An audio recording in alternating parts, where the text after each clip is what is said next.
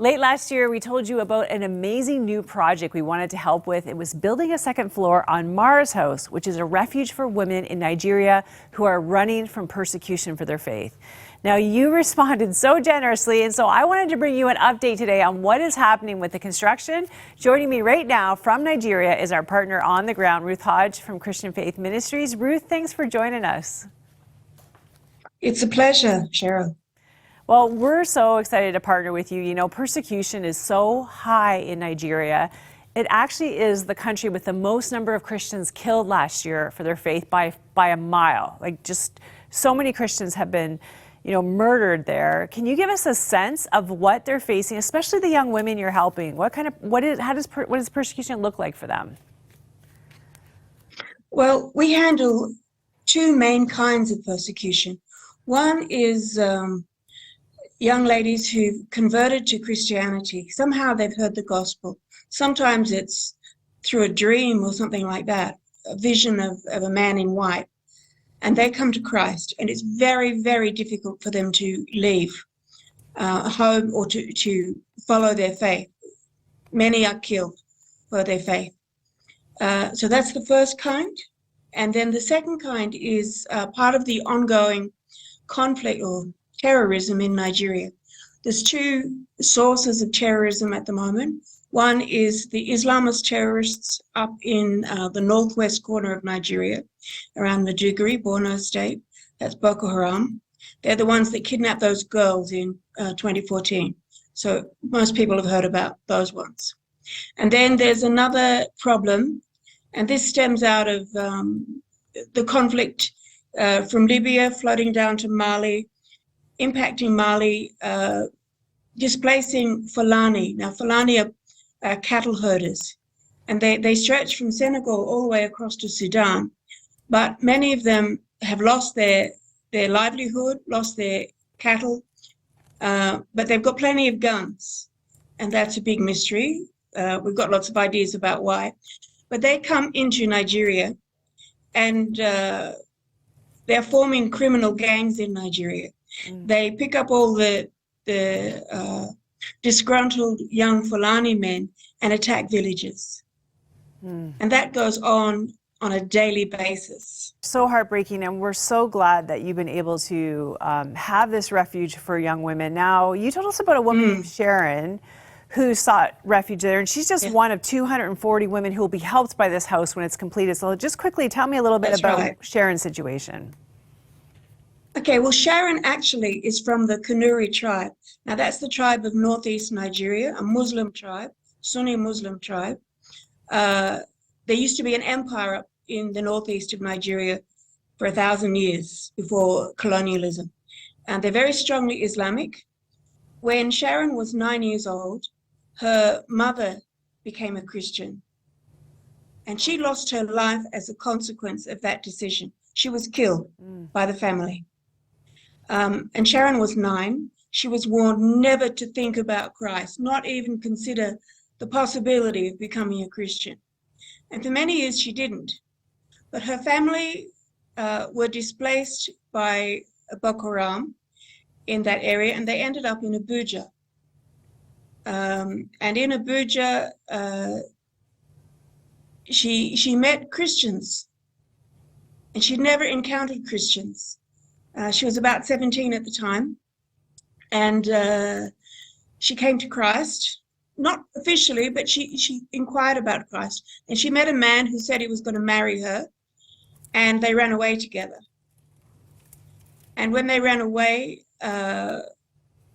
he said he was going to marry her, and she discovered sooner or later that she was pregnant, and the man ran off.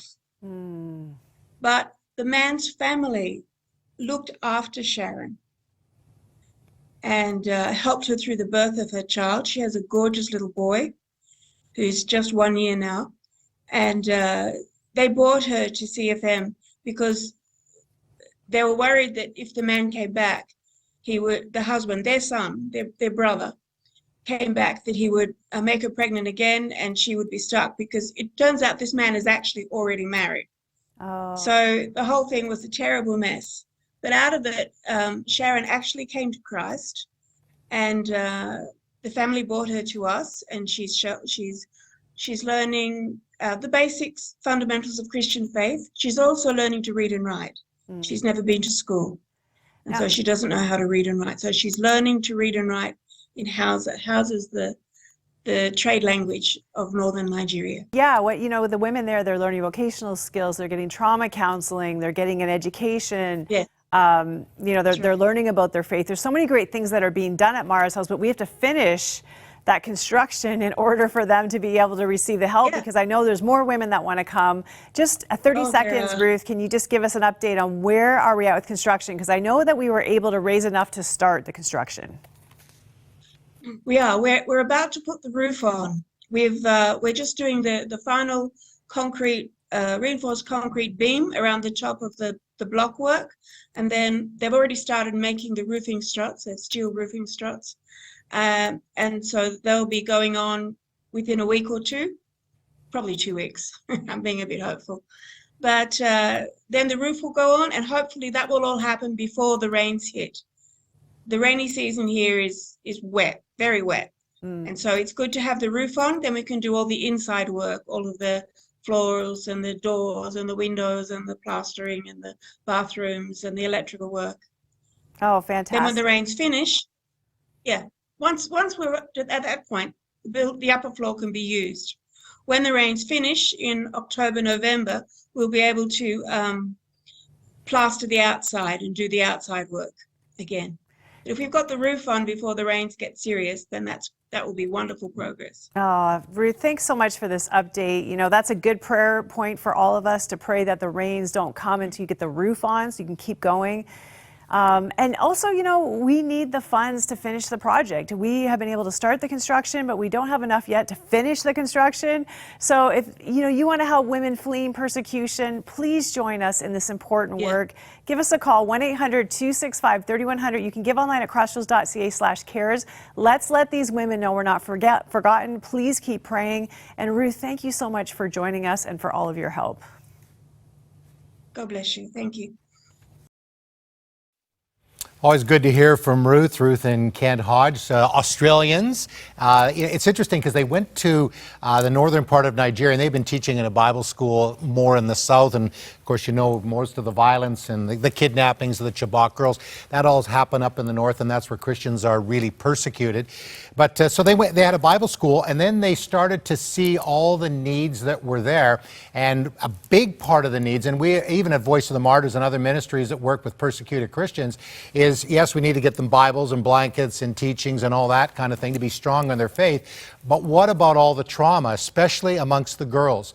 If you can imagine being taken from your family, forced into Islam, and forced into a marriage, and then having children. And even if you do escape, as some of the girls that I met when I was there last year, and it's near Jos, which is Plateau State in the middle part of Nigeria, that they're traumatized and they need help. So that's why Crossroads, Voice of the Martyrs, we've got involved and to help building Martyrs House, because these young ladies need help. They're strong in their faith, but they've been emotionally damaged. And that's why, Cheryl, we want to have it finished. And so I was standing on the roof and, was doing, my on-camera things as we had our last time that we were raising funds for this. And now to see the building is being developed. And it's not just brick and mortar. It's what's going to happen in the building with the counseling, and even the girls that have gone through trauma, they've been healed, are now counseling the other girls that have come in. It's beautiful. It is so beautiful. And since we first brought this to you last fall, we've been able to get the construction started, as you saw,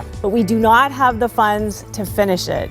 And so we really need your help to get on board to help us finish the second floor. We don't want to just leave them hanging with a half-constructed second floor. And we can help over 240 women once this is constructed. So please, come on board. Let these women know they're not forgotten. Give us a call, 1-800-265-3100. You can also go online at crossroads.ca/cares. And we are going to keep bringing you updates and let you know how that construction is going. More to come. Thanks so much for joining us. See you next time. Bye-bye.